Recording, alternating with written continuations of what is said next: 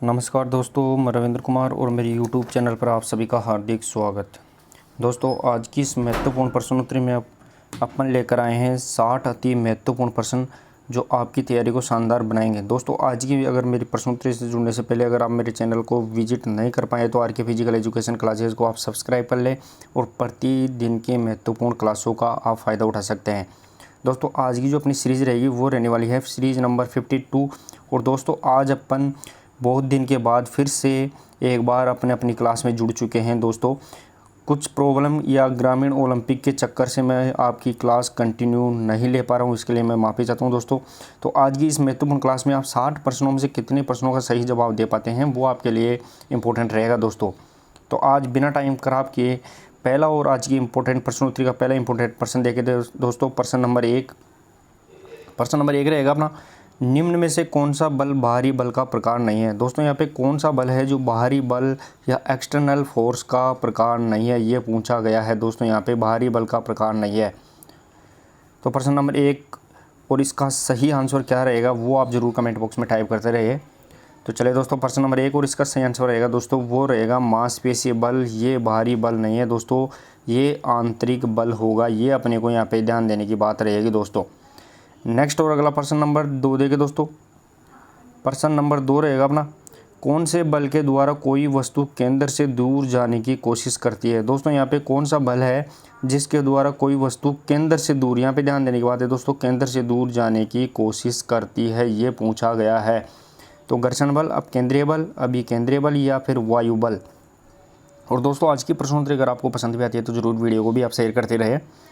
कौन से बल के द्वारा कोई वस्तु केंद्र से दूर जाने की कोशिश करती है, तो प्रश्न नंबर 2 और इसका सही आंसर रहेगा दोस्तों यहाँ पे अपकेंद्रीय बल, जो है अपन दोस्तों सेंट्रीफ्यूगल के नाम से जानते हैं। सेंट्रीफ्यूगल बल भी इसे कहते हैं। नेक्स्ट और अगला प्रश्न नंबर 3 देखे दोस्तों। प्रश्न नंबर 3 रहेगा अपना अगला प्रश्न, निम्न में से तनाव बल कौन सा होता है। दोस्तों, यहाँ पे तनाव बल जिसे अपन शियर फोर्स के नाम से जानते हैं, तनाव बल कौन सा होता है। अब दोस्तों, इसमें मैं आपको बताऊँ तनाव बल होता क्या है, तो वो खींचकर पैदा किया जाने वाला बल, यानी बिल्कुल मान लो जो गुलेल की टाइप में होती है, इसको अपन खींच के पैदा करते हैं। किसी भी चीज़ को यहाँ पे खींच के पैदा करने के बाद में उसको छोड़ते हैं, तो ये कौन सा बल हो गया, तो ये तनाव बल होता है। तो प्रश्न नंबर 3 और इसका सही आंसर रहेगा दोस्तों, तनाव बल को अपन आइसोमेट्रिक या स्थिर बल भी कहते हैं। दोस्तों, इसे अपन स्थिर बल भी कहते हैं। फॉर एग्जांपल के लिए अपन दोस्तों अगर देखें तो दीवार के धक्का लगाना वो, या फिर एक जगह खड़े हुए किसी वेट को उठाकर एक ही जगह खड़े रहना लगातार हाथों के ऊपर, तो वो भी दोस्तों आइसोमेट्रिक या स्थिर बल कहलाता है। नेक्स्ट और अगला प्रश्न नंबर 4 देखिए दोस्तों। प्रश्न नंबर 4 रहेगा अपना अगला, फुटबॉल मैदान पर कुछ दूरी पर चलने के बाद बॉल रुक जाती है, यानी फुटबॉल मैदान पर कुछ दूरी के बाद चलने के बाद रुक जाती है, क्यों रुकती है, इसका कारण क्या होता है। दोस्तों, जो बॉल होती है ये बॉल चलने के बाद कुछ दूरी के बाद रुक जाती है, तो ऐसा क्यों हो रहा है ये पूछा गया है। तो घर्षण बल के कारण, गुरुत्वाकर्षण बल, हवा के प्रभाव या फिर उपरोक्त सभी। तो चले दोस्तों, प्रश्न नंबर 4 और इसका सही आंसर रहेगा दोस्तों यहाँ पे उपरोक्त सभी फोर्स के कारण, यानी इसमें घर्षण बल भी लगेगा ज़मीन का नीचे, गुरुत्वाकर्षण बल ये चंद्रमा सूर्य और पृथ्वी का गुरुत्वाकर्षण बल, और हवा यानी एयर फोर्स भी इसके ऊपर लगता है, तो इस कारण बॉल अपने आप ही जाके रुक जाती है। नेक्स्ट और अगला प्रश्न नंबर 5 देखिए दोस्तों। यहाँ पे प्रश्न नंबर 5 रहेगा अपना अगला प्रश्न, जिस बिंदु पर किसी वस्तु का संपूर्ण भार केंद्रित होता है उसे क्या कहते हैं। दोस्तों, यहाँ पे जिस बिंदु पर किसी वस्तु का संपूर्ण भार केंद्रित होता है उसे क्या कहते हैं ये पूछा गया है दोस्तों यहाँ पे। तो उसे घर्षण बल, गुरुत्व केंद्र या फिर वायु प्रतिरोध प्रक्षेपण केंद्र, इनमें से कौन सा कहेंगे।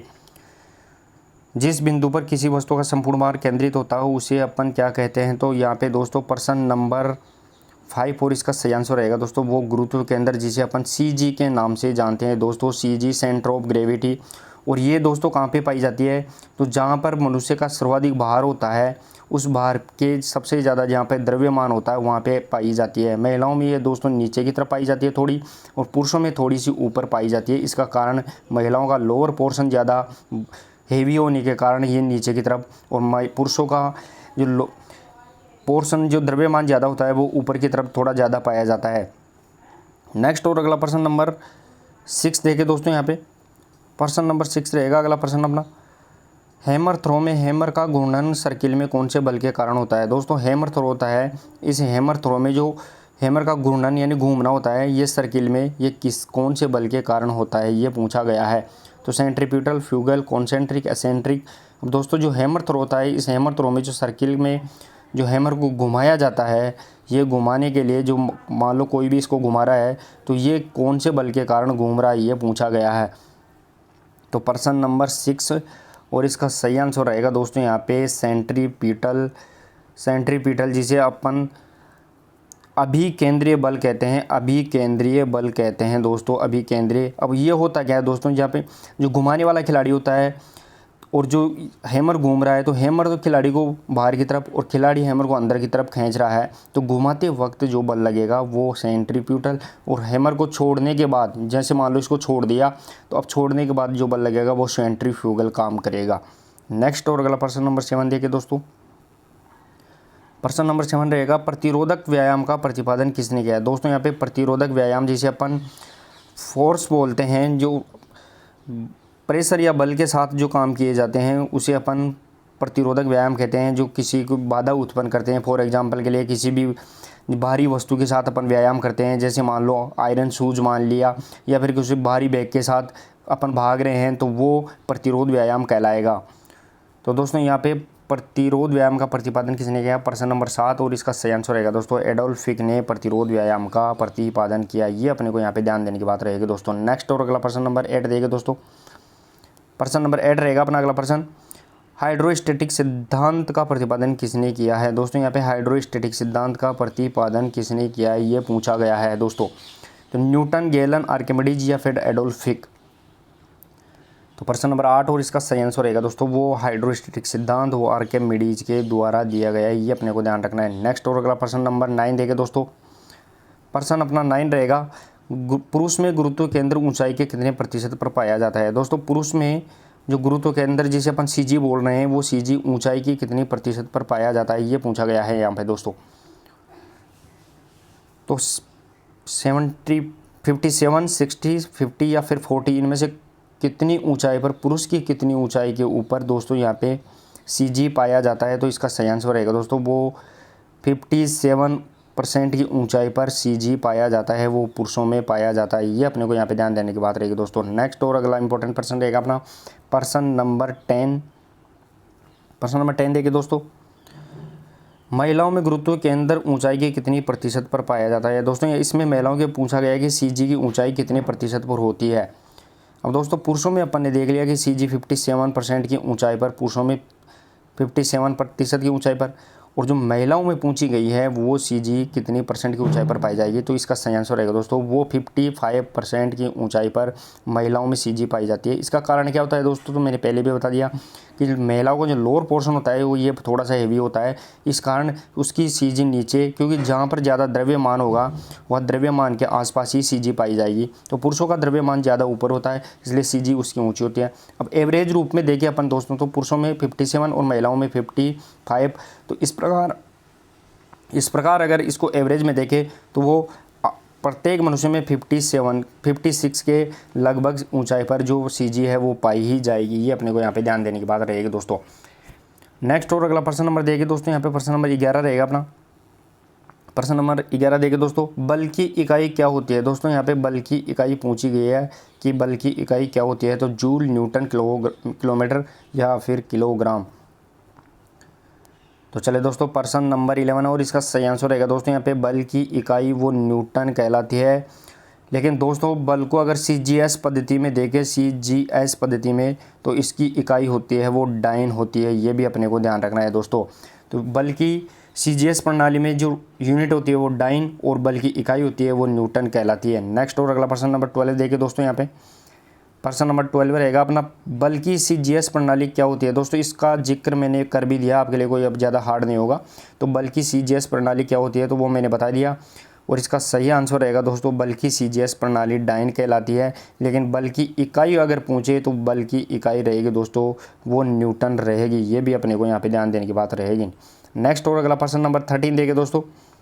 प्रश्न नंबर 13 रहेगा अपना, निम्न में से किस गतिविधि में घर्षण बल नकारात्मक प्रभाव डालता है। दोस्तों कौन सी गतिविधि है जिसमें घर्षण बल यानी फ्रिक्शन फोर्स नकारात्मक प्रभाव डालता है, ये पूछा गया है। तो वॉलीबॉल, फुटबॉल, बास्केटबॉल या फिर स्केटिंग। अब दोस्तों इसमें से कौन सी गतिविधि है जहाँ पर घर्षण बल अगर पैदा होगा तो वो उसको नुकसान पहुँचाएगा, ये पूछा गया है। तो प्रश्न नंबर 13 और इसका सही आंसर रहेगा दोस्तों यहाँ पे स्केटिंग, यानी रोलर स्केटिंग होती है, उसमें घर्षण बल अगर ज़्यादा मिलता है तो वो नुकसान पहुँचाएगा, क्योंकि स्केटिंग में खिलाड़ी आगे नहीं बढ़ पाएगा। यहाँ पे अगर चिकनी सतह होगी उतनी ही आसान स्केटिंग होगी, ये अपने को यहाँ पे ध्यान देने की बात रहेगी दोस्तों। नेक्स्ट और अगला प्रश्न नंबर 14 देखिए दोस्तों। यहाँ पे प्रश्न नंबर 14 रहेगा अपना, दो वस्तुओं के परस्पर संपर्क से उत्पन्न होने वाला बल कौन सा होता है। दोस्तों दो वस्तुओं के परस्पर संपर्क से कौन सा बल उत्पन्न होता है, ये पूछा गया है दोस्तों। यहाँ पे प्रश्न नंबर 14 इंपॉर्टेंट प्रश्न रहेगा दोस्तों। यहाँ पे कौन सा दो वस्तुओं के परस्पर संपर्क से कौन सा बल उत्पन्न होता है, तो प्रश्न नंबर 14 और इसका सही आंसर रहेगा दोस्तों यहाँ पे वो रहने वाला है घर्षण बल उत्पन्न होता है। दोस्तों इसके रूप में अगर एग्जाम्पल पे देखें तो अपन जैसे ही चलते हैं तो चलने में भी अपने यहाँ पे ज़मीन का और अपने पैरों का जो फोर्स होता है वो घर्षण बल का काम करता है, ये अपने को यहाँ पे ध्यान देने की बात रहेगी दोस्तों। नेक्स्ट और अगला प्रश्न नंबर 15 देखें दोस्तों। प्रश्न नंबर 15 रहेगा, कोई वस्तु हवा में फेंकी जाती है तो उस पर कौन सा बल कार्य करता है। दोस्तों कोई भी वस्तु अगर हवा में फेंकी जा रही है, यहाँ पे हवा में फेंकी जा रही है तो उस पर जो कौन सा बल कार्य करता है, ये पूछा गया है। तो दोस्तों आइसोकाइनेटिक, आइसोमेट्रिक, आइसोटोनिक या फिर मैग्नेस फोर्स। अब दोस्तों कोई भी वस्तु है उसको अपन हवा में फेंक रहे हैं, मान लो कोई जेवलिन है, अगर जेवलिन को अपन ने हवा में फेंका है तो उस टाइम में इस पर कौन सा बल कार्य कर रहा है, तो वो एक तो यहाँ पे हवा का बल कार्य कर रहा है, लेकिन उसको अपन दूसरे नाम में देखें तो उसे मैग्नेस फोर्स के नाम से जानते हैं दोस्तों। नेक्स्ट और अगला प्रश्न नंबर 16 रहेगा अपना। प्रश्न नंबर 16 देखिए दोस्तों, तीरंदाजी में कौन सा बल कार्य करता है। दोस्तों तीरंदाजी जो आर्चरी होती है उसमें जो कौन सा बल कार्य करता है, ये पूछा गया है दोस्तों। घर्षण बल, गुरुत्वाकर्षण, तनाव बल या फिर आइसोटोनिक बल। अब तो देखिए दोस्तों यहाँ पे जो तीरंदाजी होती है, इस तीरंदाजी के अंदर जो रिकवर होता है, जो कर्व, इसमें से अपन जो उसको खींच के यहाँ से तीर निकालते हैं तो वो खींचने पर ऐसी पोजीशन में आता है, तो ये तनाव बल हो गया है यहाँ पे दोस्तों, जिसे अपन शियर फोर्स के नाम से जानते हैं। तो यहाँ पे इसका सही आंसर रहेगा दोस्तों तनाव बल, जिसे अपन आइसोमेट्रिक के नाम से भी जानते हैं, यानी स्थिर बल होता है आइसोमेट्रिक, ये भी अपने को यहाँ पे ध्यान देने की बात रहेगी दोस्तों। नेक्स्ट और अगला प्रश्न नंबर 17 देखिए दोस्तों। प्रश्न नंबर 17 रहेगा अपना अगला इंपॉर्टेंट प्रश्न, ट्रैक पर दौड़ते हुए खिलाड़ी दाएं ओर क्यों झुकता है। दोस्तों यहाँ पे थोड़ी सी करेक्शन करके देखिए दोस्तों कि ट्रैक पर दौड़ते हुए खिलाड़ी दाएं ओर नहीं, दोस्तों यहाँ पे थोड़ा सा करेक्शन करना पड़ेगा आपको। यहाँ पे बाईं शब्द आएगा कि बाईं ओर क्यों झुकता है। दोस्तों यहाँ पे बाईं तरफ क्यों झुकता है, ये पूछा गया है कि ट्रैक पर दौड़ते हुए खिलाड़ी बाईं ओर क्यों झुकता है। तो इस अब केंद्रीय बल के कारण, अभी केंद्रीय गुरुत्वाकर्षण या फिर शियर फोर्स के कारण, इनमें से कौन सा आंसर सही रहेगा दोस्तों। अब यहाँ पे दोस्तों में ध्यान देने की बात रहेगी, ये ट्रैक होता है, इस ट्रैक पर जो खिलाड़ी दौड़ता है वो दौड़ने में ऐसे जाता है तो इसका बायां हाथ इधर होता है और दायां हाथ इधर होता है। तो यहाँ पे जो बाईं तरफ ये झुकाव क्यों करता है शरीर का, ये पूछा गया है। तो प्रश्न नंबर 17 और इसका सही आंसर रहेगा दोस्तों यहाँ पे अभी केंद्रीय बल, जिसे अपन सेंट्रीपिटल बल के नाम से जानते हैं, यानी केंद्र की तरफ झुकाव आ रहा है इसका, इसे सेंट्रीपिटल बल बोलते हैं, अभी केंद्रीय बल इसे बोलते हैं दोस्तों। नेक्स्ट और अगला प्रश्न नंबर 18 देखिए दोस्तों। अगला प्रश्न रहेगा अपना, हैमर थ्रो को रिलीज करते वक्त कौन सा बल कार्य करता है। दोस्तों हैमर थ्रो, इसको रिलीज यानी छोड़ते वक्त इसको कौन सा बल कार्य करता है, ये पूछा गया है। इससे पहले दोस्तों मैंने बताया था कि हैमर थ्रो को घुमाते वक्त कौन सा बल कार्य करता है। तो हैमर थ्रो को घुमाते वक्त वो सेंट्रीपिटल बल काम करता है, यानी सेंट्रीपिटल का मतलब होता है दोस्तों यहाँ पे अभी केंद्रीय बल काम करता है। लेकिन अब इसको छोड़ रहे हैं तो छोड़ते वक्त इसको कौन सा बल या इसको रिलीज करते वक्त कौन सा बल काम करेगा। तो अगर अपने हैमर को छोड़ दिया तो इस छोड़ते वक्त ये अपने को बाहर की तरफ खींचेगा दोस्तों, बाहर की तरफ खिलाड़ी को खींचेगा। तो इस वक्त कौन सा बल कार्य कर रहा है, तो इसका सही आंसर रहेगा दोस्तों प्रश्न नंबर 18 का अप केंद्रीय बल, यानी इसे अपन सेंट्रीफ्यूगल बल के नाम से जानते हैं दोस्तों। नेक्स्ट और अगला प्रश्न नंबर 19 रहेगा दोस्तों। प्रश्न नंबर 19 देखिए दोस्तों, मांसपेशियों के द्वारा लगाया गया बल क्या कहलाता है। दोस्तों जो शरीर के अंदर जो मांसपेशियाँ होती है, मसल्स होती है, उनके द्वारा जो फोर्स लगाया जाता है वो क्या कहलाता है, ये पूछा गया है। तो वो बाह्य बल, एक्सटर्नल फोर्स, घर्षण बल, फ्रिक्शन फोर्स या पेशीय बल यानी मसल्स फोर्स या फिर गुरुत्वाकर्षण बल, जिसे अपन तो इसमें से इसका सही आंसर क्या कौन सा रहने वाला है वो आपको यहाँ पे इसका सही जवाब कमेंट बॉक्स में टाइप करना है। तो प्रश्न नंबर 19 और इसका सही आंसर रहेगा दोस्तों यहाँ पे मांसपेशियों के द्वारा जो बल लगाया जाता है उसे अपन पेशीय बल यानी मसल्स फोर्स कहते हैं। और दोस्तों ये आंतरिक बल या इंटरनल फोर्स भी कहलाता है, ये भी अपने को ध्यान रखना है।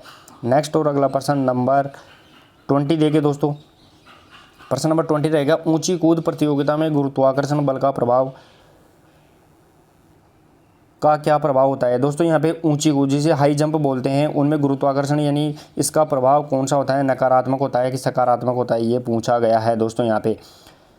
तो चले दोस्तों प्रश्न नंबर 20 और इसका सही आंसर रहेगा दोस्तों यहाँ पे ऊंची कूद में जो गुरुत्वाकर्षण बल होता है इसका प्रभाव होता है वो नकारात्मक रहेगा दोस्तों, क्योंकि खिलाड़ी जंप लेके ऊपर कूदना चाहता है लेकिन जो गुरुत्वाकर्षण बल होता है वो खिलाड़ी को नीचे की तरफ खींचता है, उसको ज़्यादा ऊपर जाने ही नहीं देता, इसलिए ये नकारात्मक काम करेगा। लेकिन दोस्तों यहाँ पे एक फैक्ट और मैं आपको बता दूँ कि खिलाड़ी जैसे ही हाई जंप के ऊंची कूद के लिए जो टेक ऑफ लेता है उसमें जो कौन सी शक्ति लगती है तो वो विस्फोटक शक्ति लगती है, यानी एक्सप्लोजिव स्ट्रेंथ उसमें काम आती है, ये भी अपने को यहाँ पे ध्यान देने की बात रहेगी दोस्तों। नेक्स्ट और अगला प्रश्न नंबर 21। प्रश्न नंबर 21 देखिए दोस्तों अपकेंद्रीय बल के विरुद्ध कौन सा बल कार्य करता है। दोस्तों यहाँ पे अपकेंद्रीय बल जिसे अपन सेंट्रीफ्यूगल बल बोलते हैं उसके विरोध में कौन सा बल कार्य करता है। यहाँ पे सीधा सीधा मैं आपको बताऊं दोस्तों, एक बल खींचने का काम और दूसरा अंदर खींचने का काम करता है, यानी एक बल किसी वस्तु को बाहर खींचता है और दूसरा बल उसको अंदर की तरफ खींचता है। तो इसमें कौन सा बल कार्य कर रहा है, तो अपकेंद्रीय बल वो बाहर की तरफ खींचता है, तो इसके विपरीत में कौन सा बल कार्य करेगा, तो इसका सही आंसर रहेगा दोस्तों यहाँ पे अभिकेंद्रीय बल जिसे अपन सेंट्रीपिटल के नाम से जानते हैं दोस्तों। नेक्स्ट और अगला प्रश्न नंबर यहाँ पे रहेगा दोस्तों वो रहने वाला है प्रश्न नंबर 22। और दोस्तों आज की प्रश्नोत्तरी अगर आपको पसंद भी आती है तो जरूर वीडियो को भी आप शेयर करते रहे। गुरुत्व केंद्र की ऊंचाई सबसे अधिक किसमें पाई जाती है। दोस्तों यहाँ पे गुरुत्व केंद्र जिसकी अपन सीजी बोलते हैं इसकी ऊंचाई सर्वाधिक किसमें पाई जाती है ये पूछा गया है। तो महिलाओं में, पुरुषों में, छोटे बच्चों में या सभी में समान। अब दोस्तों मैंने आपको बताया था कि पुरुषों में उसकी ऊंचाई के अकॉर्डिंग देखें तो वो 57% पर पाई जाती है, महिलाओं में देखें तो वो 55% पर पाई जाती है और एवरेज रूप से देखें तो वो 56% की रहेगी दोस्तों यहाँ पे। लेकिन इसमें ऊंचाई बच्चों में सबसे अधिक पाई जाती है क्योंकि बच्चों की ऊंचाई की तुलना में उसकी सीजी वो सिर के आसपास रहती है, क्योंकि बच्चों का शरीर के मुकाबले उसका सिर ज़्यादा मोटा होता है, तो बच्चों की सीजी वो सिर के आसपास पाई जाती है और बाकी सीजी उसकी पुरुषों में ये उसके चेस्ट में और इसके लोअर पोर्शन पाई जाती है। तो मुकाबला इसके हाइट के अकॉर्डिंग देखें तो वो सीजी सबसे ऊंचाई पर पाई जाती है, वो इसका सही आंसर रहेगा दोस्तों बच्चों में पाई जाती है।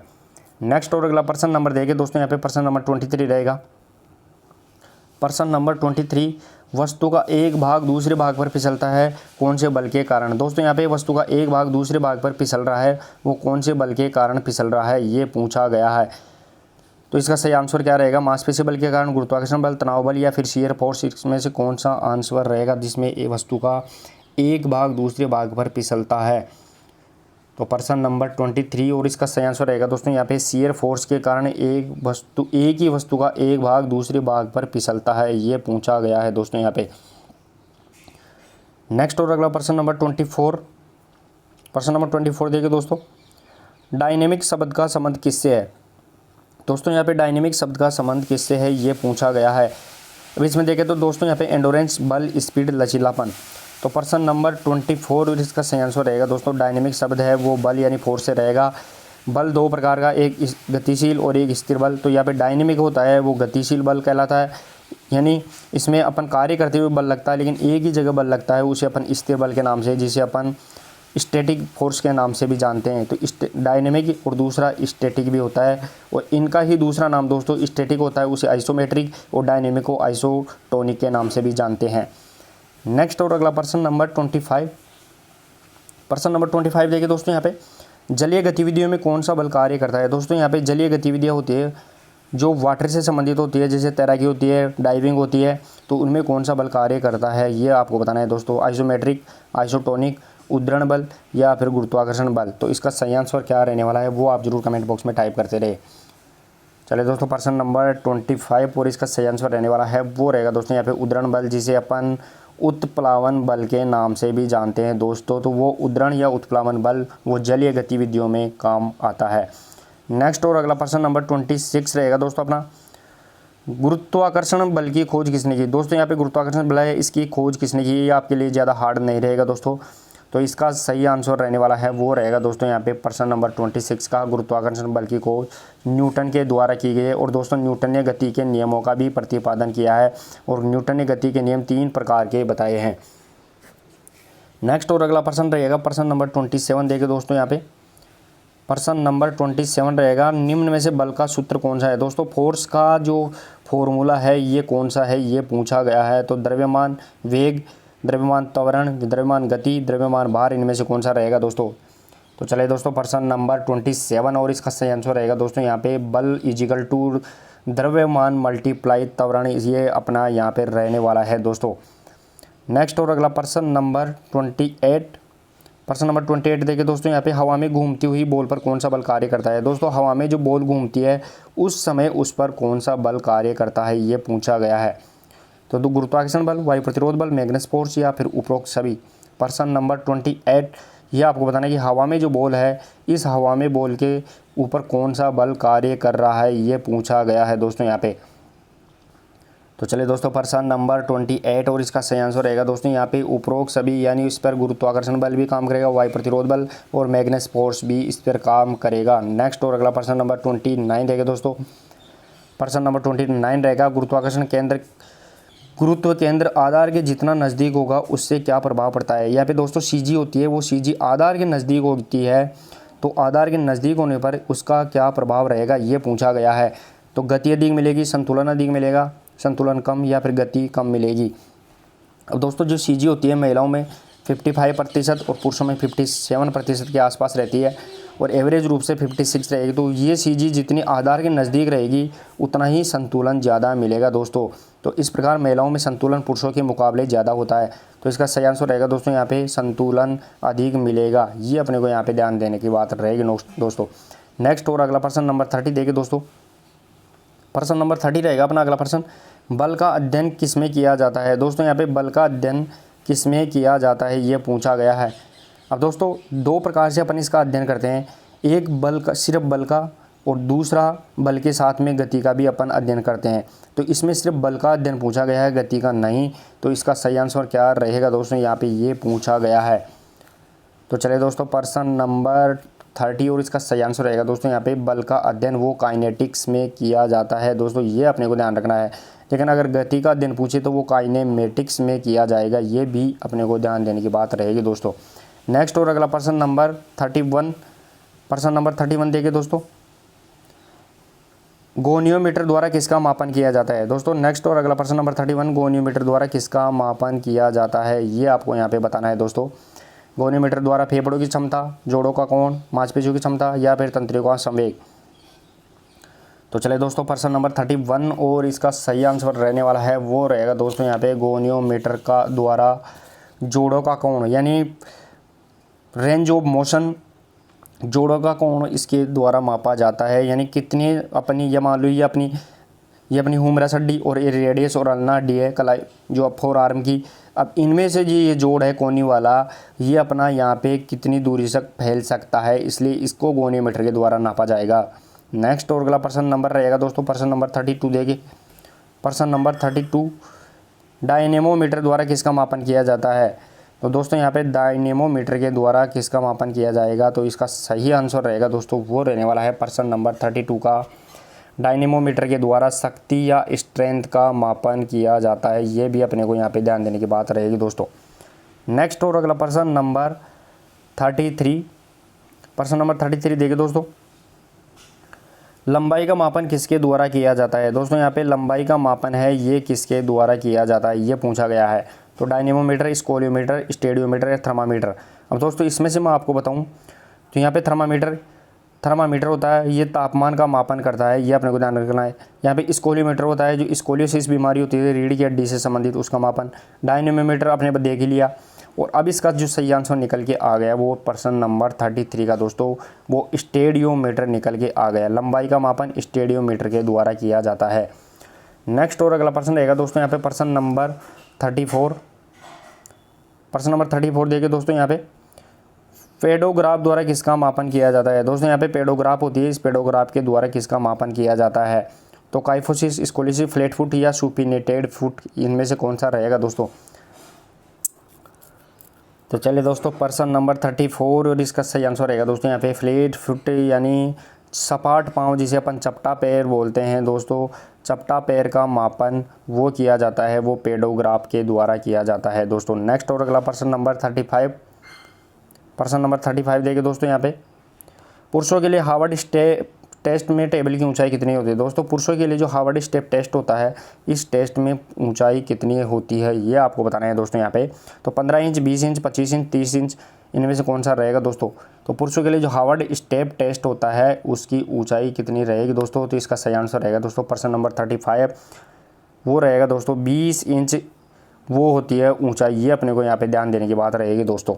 नेक्स्ट और अगला पर्सन नंबर रहेगा पर्सन नंबर 36, पर्सन नंबर 36 देखिए दोस्तों, लार्सन टेस्ट द्वारा किसका मापन किया जाता है दोस्तों। यहाँ पे लार्सन टेस्ट होता है, इस लार्सन टेस्ट के द्वारा किसका मापन किया जाएगा।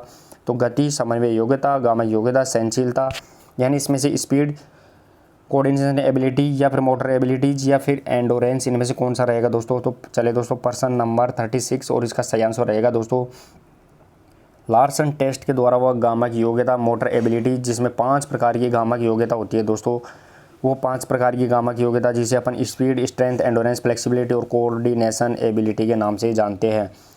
नेक्स्ट और अगला पर्सन नंबर 37, पर्सन नंबर 37 देखिए दोस्तों, एंथ्रोपोमेट्री का उपयोग किसके मापन में किया जाता है दोस्तों। एंथ्रोपोमेट्री का उपयोग किसके मापन में किया जाता है ये पूछा गया है यहाँ पे। अब दोस्तों मैं इसके एक्स्ट्रा रूप में बताऊंगा तो एंथ्रोपोमेट्री ये स्किन फोल्ड कैलिपर के रूप में भी इसको अपन काम में लेते हैं। स्किन फोल्ड कैलिपर जो मांसपेशियों में की जो मोटाई होती है, वसा का जमाव होता है, उसके मापन में किया जाता है वो स्किन फोल्ड कैलिपर या एंथ्रोपोमेट्री का उपयोग। और ये शरीर के दाएं हिस्से से इसकी माप ली जाती है, चाहे वो जांघ पे हो, गर्दन के आसपास हो या फिर कंधे पे हो, पीठ पे हो, इसकी माप ली जाती है, वो दाहिनी साइड से ली जाती है। तो एंथ्रोपोमेट्री या फिर स्किन फोल्ड कैलिपर, तो यह शरीर का आकार और अनुपात के मापन में इसका उपयोग होता है दोस्तों। नेक्स्ट और अगला पर्सन रहेगा दोस्तों, वो रहने वाला है अपना पर्सन नंबर 38, पर्सन नंबर 38 देखिए दोस्तों यहाँ पे, इंडियाना मोटर फिटनेस टेस्ट की शुरुआत कब हुई दोस्तों। यहाँ पे इंडियाना मोटर फिटनेस टेस्ट है, इसकी शुरुआत कब हुई है ये पूछा गया है। तो 1947, 48 या 49, 50, इनमें से कौन सा आंसर रहेगा। तो पर्सन नंबर 38 और इसका सही आंसर रहने वाला है वो रहेगा दोस्तों यहाँ पे इंडियाना मोटर फिटनेस टेस्ट की शुरुआत 1947 को हुई थी। ये अपने को यहाँ पे ध्यान रखना है दोस्तों। यहाँ पे स्वतंत्रता के समय ही इंडियाना मोटर फिटनेस टेस्ट की शुरुआत हुई थी। नेक्स्ट और अगला पर्सन नंबर 39 देखिए दोस्तों यहाँ पे, पर्सन नंबर 39 रहेगा अपना इंपॉर्टेंट पर्सन भी रहेगा दोस्तों यहाँ पे, अर्गोमीटर द्वारा किसका मापन किया जाता है दोस्तों। यहाँ पे अर्गोमीटर के द्वारा जो किसका मापन किया जाता है ये आप पे पूछा गया है। तो पाचन तंत्र की क्षमता, मांसपेशी तंत्रिका तंत्र की क्षमता, उपरोक्त सभी। तो पर्सन नंबर 39 और इसका सही आंसर रहने वाला है वो रहेगा दोस्तों यहाँ पे अर्गोमीटर के द्वारा मांसपेशियों की क्षमता यानी मसल्स पावर का उपयोग किया जाता है। इसके मापन में इसका उपयोग किया जाता है वो अर्गोमीटर के द्वारा किया जाता है। नेक्स्ट और अगला पर्सन रहेगा दोस्तों, वो रहने वाला है अपना पर्सन नंबर 40, पर्सन नंबर 40 देखिए दोस्तों, पर्सन नंबर 40 रहेगा अपना JCR टेस्ट का कौन सा भाग नहीं है दोस्तों। यहाँ पे JCR टेस्ट है जिसे अपन जंप, चिनअप और रनिंग के नाम से जानते हैं। JCR टेस्ट का कौन सा भाग नहीं है। तो यहाँ पे समन्वय योग्यता, chin-up, shuttle run, short jump, इनमें से कौन सा नहीं रहेगा दोस्तों, नहीं पूछा गया है। तो चले दोस्तों पर्सन नंबर 40 और इसका सही आंसर रहने वाला है वो रहेगा दोस्तों यहाँ पे समन्वय योग्यता यानी कोऑर्डिनेशन एबिलिटी नहीं होता है, लेकिन चिनअप होती है दोस्तों, जिसे चिनअप होती है, शटल रन और शॉर्ट जंप, ये JCR टेस्ट के रूप रहेंगे दोस्तों। जिसे अपन जंप वो शॉर्ट जंप रहेगा, चिनअप्स रहेगी और रन वो शटल रन रहेगी दोस्तों यहाँ पे। नेक्स्ट और अगला पर्सन रहेगा दोस्तों यहाँ पे पर्सन नंबर 41, पर्सन नंबर 41 देखिए दोस्तों, अपर यूथ फिटनेस टेस्ट किसका मापन करता है दोस्तों। यहाँ पे अपर यूथ फिटनेस टेस्ट होता है, ये किसका मापन करता है ये पूछा गया है। तो दोस्तों इसमें मांसपेशी सहनशीलता, गामक योग्यता, शारीरिक दक्षता, समन्वय योग्यता, पर्सन नंबर 41 और इसका सही आंसर रहने वाला है वो रहेगा दोस्तों यहाँ पे अपर यूथ फिटनेस टेस्ट के द्वारा शारीरिक दक्षता यानी फिजिकल फिटनेस का मापन किया जाता है। ये अपने को यहाँ पे ध्यान देने की बात रहेगी दोस्तों। नेक्स्ट और अगला पर्सन रहेगा दोस्तों पर्सन नंबर 42 देखिए दोस्तों यहाँ पे, पर्सन नंबर 42 रहेगा अपना अगला पर्सन, BMI द्वारा किसका मापन किया जाता है। दोस्तों BMI द्वारा किसका मापन किया जाता है, ये पूछा गया है। अब दोस्तों BMI क्या होती है, तो BMI बोलते हैं, इसकी फुल फॉर्म बोलते हैं दोस्तों बॉडी मास इंडेक्स, यानी वसा के मापन जो स्किन फोल्ड कैलिपर या फिर एंथ्रोपोमेट्री का उपयोग कर रहे थे उसमें इसका BMI निकाली जाती है। और BMI निकालने के लिए दोस्तों वज़न किलोग्राम में होता है, वज़न किलोग्राम में होता है और नीचे उसका भाग लगाते हैं वो हाइट का लगाते हैं, लेकिन वो मीटर सेंटीमीटर स्क्वायर में लगाते हैं। और दोस्तों अगर BMI 30 से अधिक आती है, 30 या 30 से अधिक आती है दोस्तों, तो उसे अपन मोटापे की श्रेणी में देते हैं, यानी ओबेसिटी के रूप में देते हैं। तो प्रश्न नंबर 42 और इसका सही आंसर रहेगा दोस्तों BMI द्वारा किसका मापन किया जाता है, तो वो वसा का मापन किया जाता है शरीर में। नेक्स्ट और अगला प्रश्न रहेगा दोस्तों वो रहने वाला है अपना प्रश्न नंबर 43। प्रश्न नंबर 43 देखिए दोस्तों, यहाँ पे स्टिक ड्रॉप टेस्ट द्वारा किसका मापन किया जाता है। दोस्तों स्टिक ड्रॉप टेस्ट द्वारा किसका मापन किया जाता है, ये पूछा गया है यहाँ पे। अब दोस्तों लचीलापन, समन्वय योग्यता, प्रतिक्रिया योग्यता, फेफड़ों की क्षमता। अब दोस्तों स्टिक ड्रॉप टेस्ट जो हॉकी की स्टिक होती है उसको गिराया जाता है और तुरंत ही उसको उठा लिया जाता है, फिर गिराया जाता है कभी भी, फिर उठा लिया जाता है, तो ये इसको ड्रॉप किया जाता है, फिर इसको वापस रिसीव किया जाता है, तो ये स्टिक ड्रॉप टेस्ट होता है। इसके द्वारा शरीर में किसकी मापन किया जाता है, तो प्रश्न नंबर 43 और इसका सही आंसर रहेगा दोस्तों वो प्रतिक्रिया योग्यता, रिएक्शन एबिलिटीज़ का मापन किया जाता है कि गेंद उस स्टिक को ड्रॉप करते ही तुरंत उठाना है, ये कितनी प्रतिक्रिया रहेगी दोस्तों। नेक्स्ट और अगला प्रश्न नंबर 44। प्रश्न नंबर 44 देखिए दोस्तों, यहाँ पे एंथ्रोपोमेट्री के पूर्वावलोकन में कौन सा उपकरण काम में लिया जाता है। दोस्तों मैंने इसका जिक्र पहले भी बता दिया है कि एंथ्रोपोमेट्री के पूर्वावलोकन में कौन सा उपकरण काम में लिया जाता है। इसका मैंने आपको बता भी दिया था दोस्तों, dynamometer, stadiometer, skin fold caliper या फिर अल्गोमीटर। प्रश्न नंबर 44 और इसका सही आंसर रहेगा दोस्तों यहाँ पे एंथ्रोपोमेट्री के पूर्वावलोकन में स्किन फोल्ड कैलिपर, यानी स्किन फोल्ड कैलिपर शरीर में वसा के मापन के लिए सबसे पहले स्किन फोल्ड कैलिपर, और उसके बाद में अगर फिर भी सही तरीके से रिजल्ट नहीं आ पाता तो एंथ्रोपोमेट्रिक का उपयोग करते हैं दोस्तों। नेक्स्ट और अगला प्रश्न नंबर रहेगा प्रश्न नंबर 45 देखिए दोस्तों। प्रश्न नंबर 45 स्टैटिक शक्ति के मापन के लिए किसका उपयोग किया जाता है। दोस्तों यहाँ पे स्टैटिक शक्ति जिसे अपन आइसोमेट्रिक स्ट्रेंथ के रूप में भी जानते हैं, स्टैटिक शक्ति, इसके मापन के लिए किसका उपयोग किया जाता है। अब दोस्तों यहाँ पे मैं आपको बता दूं कि शक्ति कितनी प्रकार की होती है, तो शक्ति 3 प्रकार की, मैक्सिमम स्ट्रेंथ, एक्सप्लोजिव स्ट्रेंथ और स्ट्रेंथ एंडोरेंस। अब स्ट्रेंथ एंडोरेंस होती है दोस्तों वो 3 प्रकार की होती है, स्टैटिक, डायनेमिक और रिलेटिव। उसमें से जो स्टैटिक भाग है ये पूछा गया है कि स्टैटिक स्ट्रेंथ के मापन के लिए किसका उपयोग किया जाता है, तो प्रश्न नंबर 45 और इसका सही आंसर रहने वाला है वो रहेगा दोस्तों यहाँ पे डायनेमोमीटर। यहाँ पे ध्यान देने की बात रहेगी दोस्तों, डायनेमोमीटर द्वारा स्टैटिक शक्ति का मापन किया जाता है। नेक्स्ट और अगला प्रश्न नंबर 46 रहेगा दोस्तों अपना। प्रश्न नंबर 46 देखिए, हार्वर्ड स्टेप टेस्ट कब प्रतिपादित किया। दोस्तों हार्वर्ड स्टेप टेस्ट है, इसका कब प्रतिपादित किया गया, यानी इसे कब बनाया गया था। 1945, 43, 48, 52 इनमें से कौन सा आंसर सही रहने वाला है वो आप जरूर कमेंट बॉक्स में टाइप करें। तो चलिए दोस्तों प्रश्न नंबर 46 और इसका सही आंसर रहने वाला है वो रहेगा दोस्तों हार्वर्ड स्टेप टेस्ट, वो 1943 में स्टेबलाइज या प्रतिपादित किया गया था। नेक्स्ट और अगला प्रश्न नंबर 47 देखिए दोस्तों। प्रश्न नंबर 47 रहेगा अपना इंपॉर्टेंट प्रश्न भी रहेगा दोस्तों। यहाँ पे हार्वर्ड स्टेप टेस्ट में गतिविधि का जो अवधि होती है, समय होता है, वो क्या रहेगा दोस्तों। यहाँ पे 8 मिनट, 10 मिनट, 5 मिनट, 4 मिनट। दोस्तों हार्वर्ड स्टेप टेस्ट जिसकी 1943 में इसको स्टेबलाइज या इसको प्रतिपादित किया गया था, लेकिन इसमें जो गतिविधि कराई जाती है उस गतिविधि की अवधि कितनी रहेगी, तो इसका सही आंसर रहने वाला है वो रहेगा दोस्तों यहाँ पे 5 मिनट। हार्वर्ड स्टेप टेस्ट की प्रत्येक गतिविधि की इसकी टाइम ड्यूरेशन रहेगा दोस्तों। नेक्स्ट और अगला प्रश्न नंबर 48 देखिए दोस्तों। यहाँ पे प्रश्न नंबर 48 रहेगा अपना अगला प्रश्न, रोजर स्ट्रेंथ व फिजिकल फिटनेस टेस्ट का भाग कौन सा है। दोस्तों यहाँ पे रोजर स्ट्रेंथ व फिजिकल फिटनेस टेस्ट इसका भाग कौन सा है ये अपने को यहाँ पे बताना है दोस्तों। तो pushup, bench pushup for girls, pullup या फिर उपरोक्त सभी। दोस्तों रोजर स्ट्रेंथ व फिजिकल फिटनेस टेस्ट का भाग कौन सा है ये पूछा गया है, तो प्रश्न नंबर 48 और इसका सही आंसर रहेगा दोस्तों वो रहने वाला है उपरोक्त सभी। ये Roger strength physical fitness test के भाग रहेंगे दोस्तों। नेक्स्ट और अगला प्रश्न नंबर 49 देखिए दोस्तों। प्रश्न नंबर 49 रहेगा, रोजर स्ट्रेंथ व फिजिकल फिटनेस टेस्ट का निर्माण कब किया गया था। दोस्तों यहाँ पे रोजर स्ट्रेंथ व फिजिकल फिटनेस टेस्ट जिसकी 3 बैटरी अपन ने यहाँ पे देख ली है, उनमें से इसका निर्माण कब किया गया था ये पूछा गया है। तो चलिए दोस्तों प्रश्न नंबर 49 और इसका सही आंसर रहेगा दोस्तों यहाँ पे रोजर स्ट्रेंथ व फिजिकल फिटनेस टेस्ट का निर्माण वो 1926 यानी 1926 में किया गया था। ये अपने को यहाँ पे इंपॉर्टेंट रहेगा दोस्तों। नेक्स्ट और अगला प्रश्न नंबर 50। प्रश्न नंबर 50 देखे दोस्तों, ग्रिप स्ट्रेंथ का मापन किसके द्वारा किया जाता है। अब दोस्तों ग्रिप स्ट्रेंथ का मापन किसके द्वारा किया जाता है, ये पूछा गया है। अब दोस्तों ग्रिप क्या होती है, तो वो हाथ की पकड़ होती है दोस्तों। अपना जो हाथ होता है, इस हाथ की जो पकड़ होती है वो ग्रिप स्ट्रेंथ कहलाती है। इसमें पकड़ने की जो कैपेसिटी होती है वो ग्रिप स्ट्रेंथ रहेगी, किसी भी चीज़ को पकड़ने की कैपेसिटी। तो इसका मापन किसके द्वारा किया जाता है, ये प्रश्न पहले पूछा भी जा चुका है दोस्तों। तो प्रश्न नंबर 50 और इसका सही आंसर रहने वाला है वो रहेगा दोस्तों यहाँ पे ग्रिप स्ट्रेंथ का मापन वो मैनोमीटर के द्वारा किया जाता है। सही आंसर रहेगा दोस्तों यहाँ पे मैनोमीटर। नेक्स्ट और अगला प्रश्न नंबर 51। और दोस्तों आज की प्रश्न अगर पसंद आती है तो जरूर वीडियो को भी शेयर करते रहे।